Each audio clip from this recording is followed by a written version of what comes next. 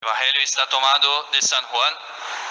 En aquel tiempo dijo Jesús a sus discípulos: todo el que me ama guardará mis mandatos, y mi Padre le amará, y vendremos a él, y haremos mansión dentro de él.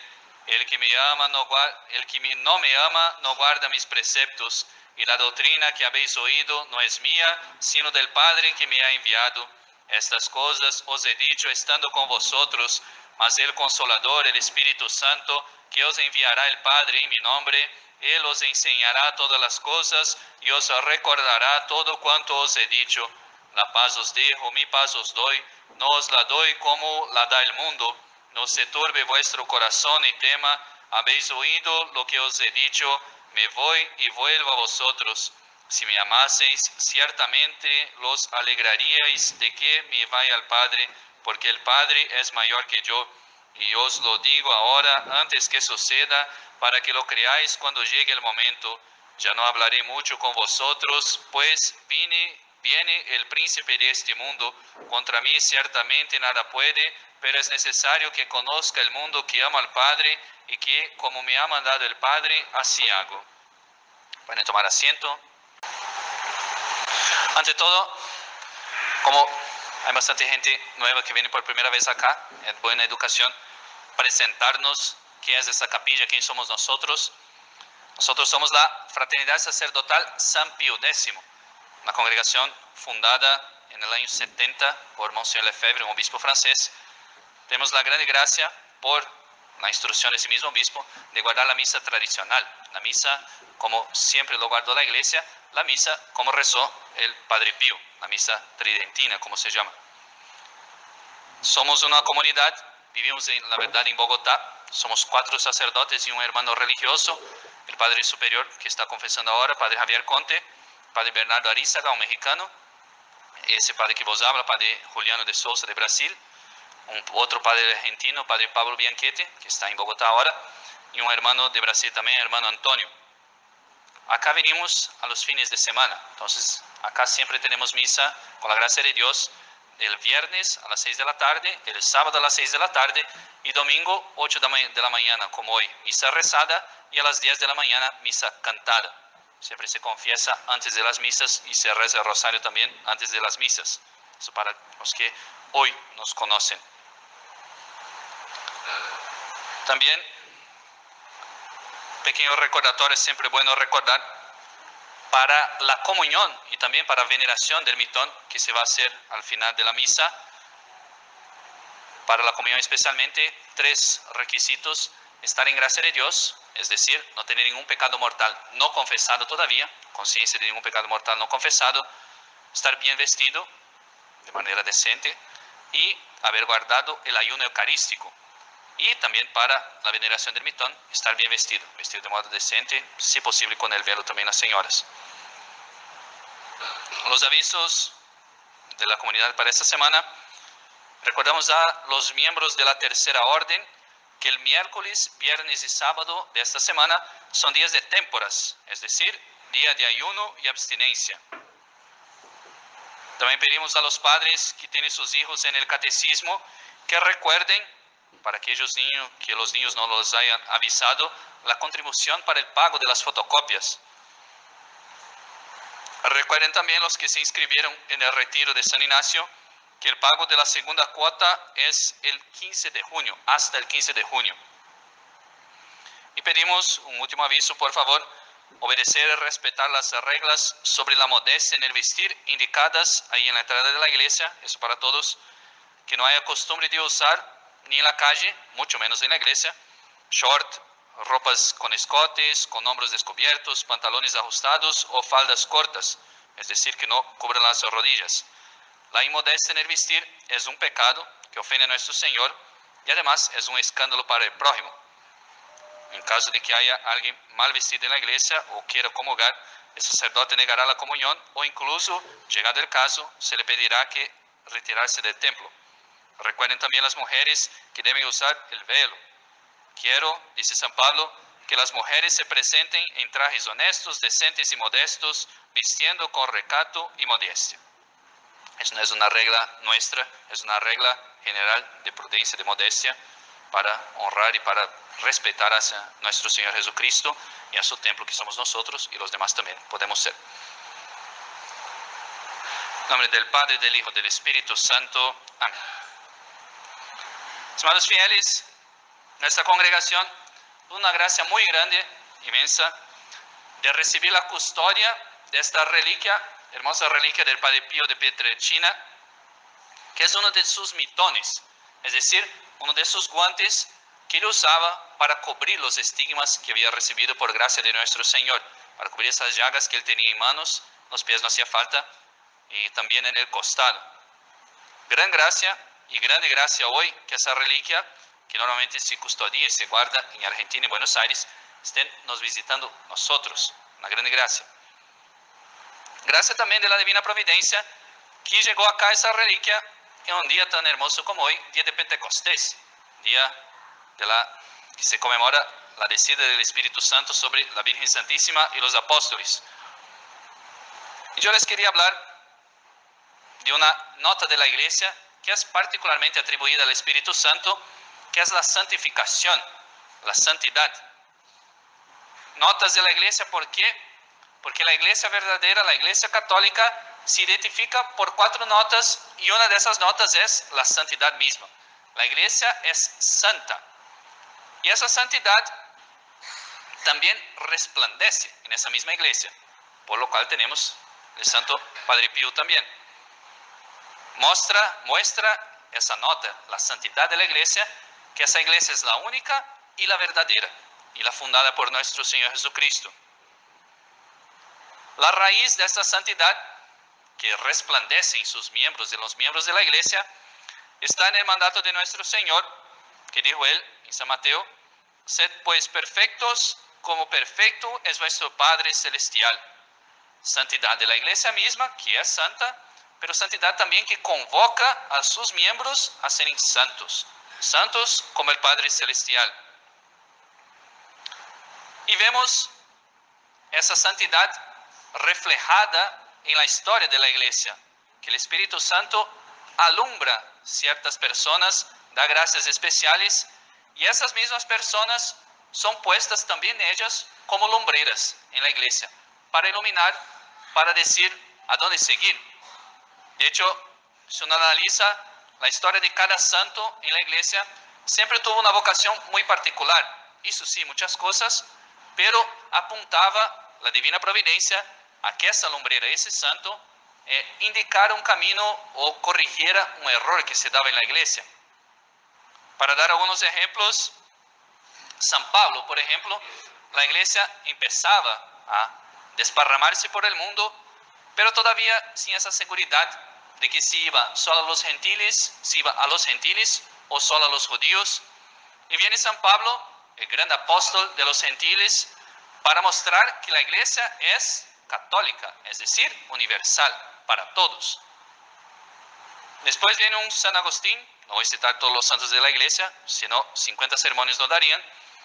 San Agustín muestra esa santidad resplandeciente, un doctor de la Iglesia, pero santidad de un converso, una persona que fue pecadora, de una persona que frecuentó sectas paganas, que tuvo una madre santa también, Santa Mónica. Muestra con San Agustín la divina providencia que es posible ser santo aunque hayamos caído, aunque hayamos pecado, es posible ser santo y es necesario ser santo. Un San Gregorio VII, grande papa, que defiende contra los reyes o los emperadores los derechos de la Iglesia católica. Un San Bernardo de Claraval, que muestra ese amor de Dios con sus escritos. De hecho es el poeta del amor de Dios y lo llaman también el citarista de María, el gran cantor de las glorias de la Virgen Santísima. Un San Francisco de Asís, que viene a mostrar por su pobreza, por su abandono del mundo, que el católico desprecia el mundo. Vive en el mundo, sí, como manda nuestro Señor, pero no pone ahí su corazón, no pone ahí el fin de su vida. Vivimos en el mundo, pero mirando la patria celeste. Un San Ignacio de Loyola, fundador de la Compañía de Jesús, que mientras, al mismo tiempo que estaba Lutero desparramando su herejía en Alemania, nuestro Señor suscita ese santo en España San Ignacio, que muestra cómo debe se corregir los abusos, los errores de la iglesia por la santidad. Y después, con su compañía, fue responsable por la evangelización de muchos pueblos, especialmente nosotros acá en América. Un Santo Tomás de Aquino, santo doctor de la iglesia, patrono de los teólogos también, que viene a mostrar a dónde seguir con la sana doctrina. Si tenemos dudas en la fe, a Santo Tomás. Si tenemos dudas en la doctrina entre una cosa y otra, a Santo Tomás. El magisterio de la iglesia define, pero Santo Tomás, digámoslo así, explica. La Santa Catalina de Siena, que siendo mujer, tercera orden, dominica, fue responsable por traer el Papa de vuelta a Roma. El Papa estaba en Aviñón en época de Santa Catalina. Fue ella responsable por restituir la Santa Sede a su sede. Un San Pío V también, que fue responsable por codificar el rito de la misa tal cual celebramos acá hoy, tal cual celebraba el Padre Pío. Un San Juan María Vianney, para mostrar que puede un santo sacerdote. San Juan María Vianney estaba en una pequeña capillita en Ars de Francia, y por su santidad, por hacer lo que hace un sacerdote, rezar la misa, confesar, bendecir, por eso convirtió casi toda Francia. Un San Pío X, patrono de nuestra congregación, que luchó contra muchas cosas, pero que pudo contener la ola de esa herejía, la herejía de los tiempos actuales, la herejía del modernismo, que estaba ya amenazando invadir la iglesia, y por la santidad de ese Papa fue contenida por cierto tiempo. Yo no podría hablar mucho de los santos en la historia de la iglesia, hablar mucho de las apariciones de Nuestra Señora en Guadalupe, en La Salette, en Lourdes, en Fátima, pero con eso el Señor va mostrando que esa santidad, que la iglesia es santa y que el Espíritu Santo actúa en esa iglesia, haciendo santos también, haciendo aparecer esas lumbreras para nos guiar el camino. Y dentro de esas lumbreras, quiso la providencia que en el siglo XX apareciera un santo fraile capuchino llamado primero Francesco, después Padre Pío de Pietrelcina.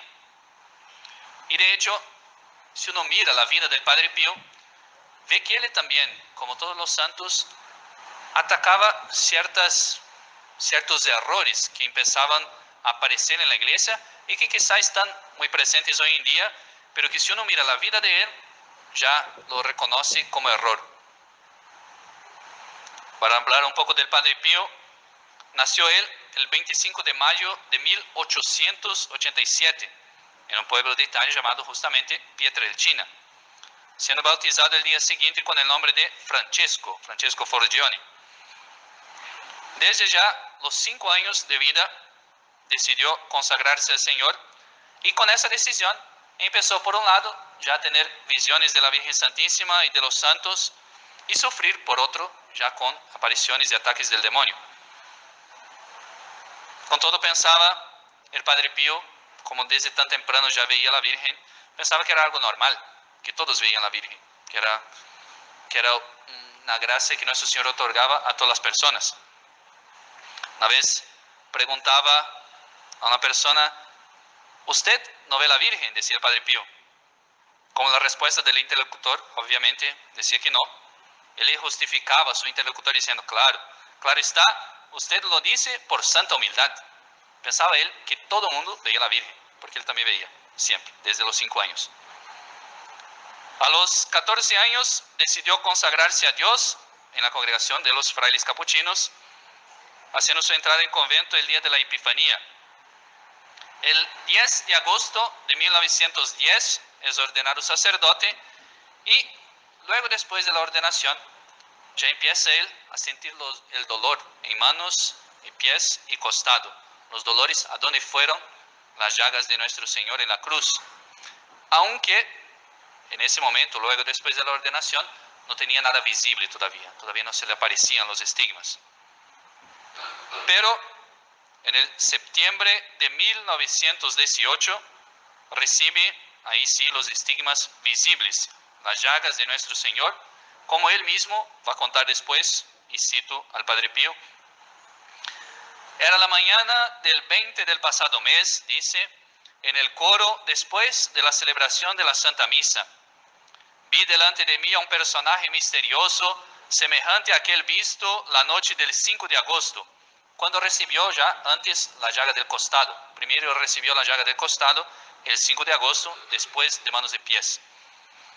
Que se diferenciaba en esto solamente, en que tenía las manos y los pies y el costado que chorreaban sangre. Su vista me atemorizaba. Lo que sentía en este instante en mí no sabría decirlo. Me sentía morir y habría muerto si el Señor no hubiese intervenido para sostener el corazón al que sentía salírseme del pecho.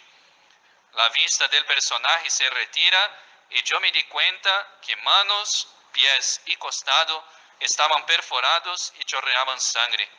Imaginad el estrago que experimenté en este momento. Era el 20 de septiembre de 1918, cuando recibió los santos estigmas el Padre Pío.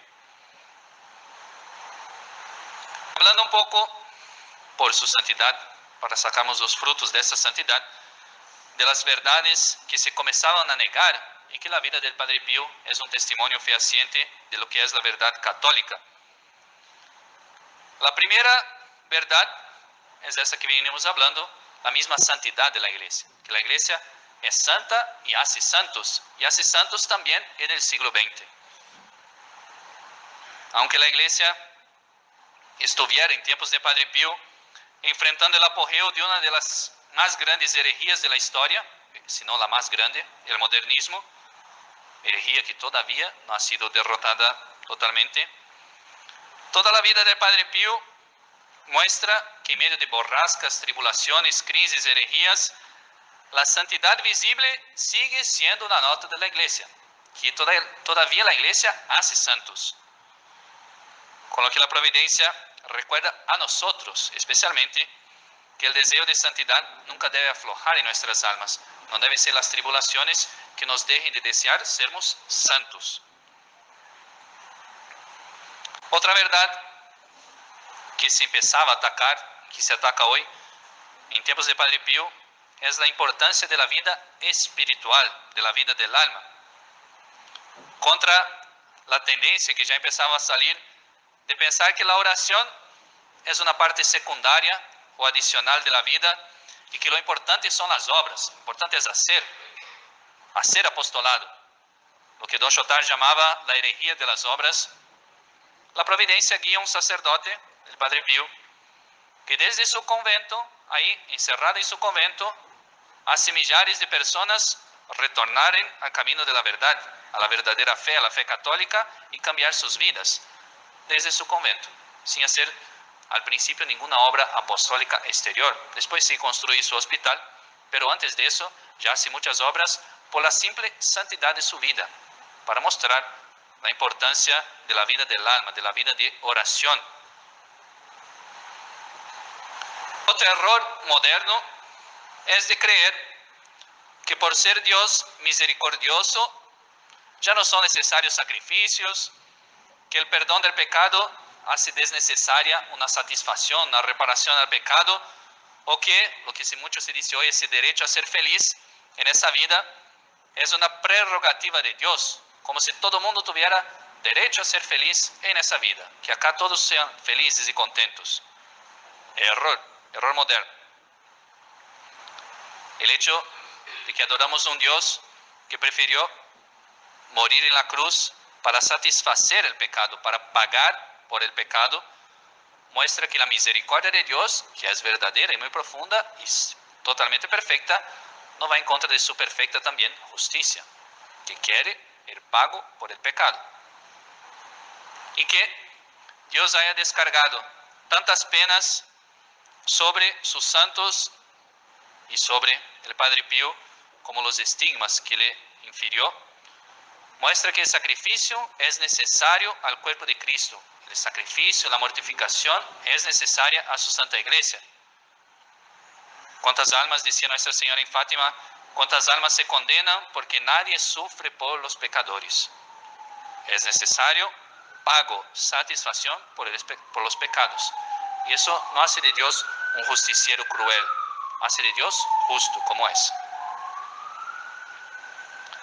Cercano a ese mismo error moderno está otro que niega la existencia del demonio, incluso del infierno. Claro, porque si Dios es pura misericordia, ¿cómo va a condenar un alma? Va a permitir que un alma caiga del infierno. Son muchos los que se abandonan a sus vicios, a hacer lo que quieren por sus desórdenes, por imaginar que no hay castigo para los pecadores. Pero, leyendo la vida del Padre Pío, primero es difícil y muy difícil negar la existencia del demonio de una persona, de un santo que tuvo combates físicos con el demonio, que se le aparecía físicamente para luchar contra él. Justamente, ¿por qué? Porque su santidad impedía que muchas almas cayeran en el infierno. Otra verdad que la vida del Padre Pío viene a recordar, y que eso particularmente nuestro fundador de nuestra congregación, Monseñor Lefebvre, fue acérrimo defensor también, es que el sacerdocio y la santidad del sacerdocio está centrado en la Santa Misa, en el santo sacrificio de la misa. ¿Qué ocurriría, piensen ustedes, con una brújula que ya no apuntara más al norte, que dejara de apuntar el sentido correcto? Pierde el sentido de su existencia. Ya no sirve más para nada, sino para basura. Así también, el sacerdote que se centra en una labor simplemente social, en una especie de pura realización personal, o piensa su sacerdocio como un empleo. Como los demás tienen su trabajo, yo hago de sacerdote. Ese sacerdote es como una brújula que no apunta más al norte. El sacerdocio saca todo su fruto y su razón de ser de la Santa Misa. Y basta ver la devoción y el celo que tenía el Padre Pío por su Santa Misa para entender de dónde venía su santidad, de dónde venía las fortalezas para las tribulaciones que tenía. Igualmente, recuerda el Padre Pío, otra verdad negada hoy en día, que la Santa Misa es un sacrificio. En la Santa Misa se renueva de modo incruento el mismo sacrificio de la cruz, aplicando sus frutos a nosotros, los frutos de la redención. La misa no es una cena, como decía Lutero, no es un banquete festivo o una ocasión simplemente para reunir el pueblo. No, es la renovación de la pasión de nuestro Señor. Decía el Padre Pío sobre las veces que celebraba él la misa: sufro todo lo que Jesús sufrió en su pasión, aunque sin proporción, solo en cuanto lo puede hacer una criatura humana. Era un verdadero sacerdote, un santo sacerdote, y por lo cual crucificado con Cristo en la hora de la misa, en el centro de su vida espiritual.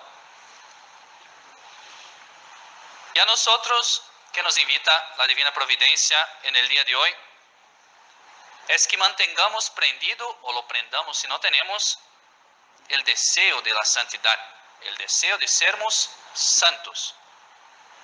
Si seguimos la mayoría, miramos afuera el mundo como modelo, vamos a ser muy mediocres, seguramente.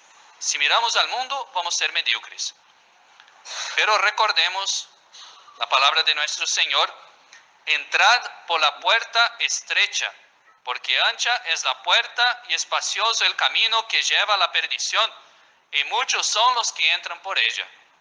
La puerta que lleva al infierno es ancha, y la puerta que lleva al cielo es estrecha. Es decir, hay que ser santo y hay que ser de los pocos que quieren ser santos.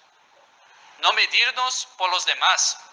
Aunque personas buenas que estén por ahí a nuestro lado en la iglesia tienen gracias particulares para ser santos. Y yo tengo también mis gracias particulares. Quizá Dios me llame a la santidad de forma distinta a esa persona. Debo yo responder a ese llamado personal de nuestro Señor de ser santo, del modo que nuestro Señor me pidió.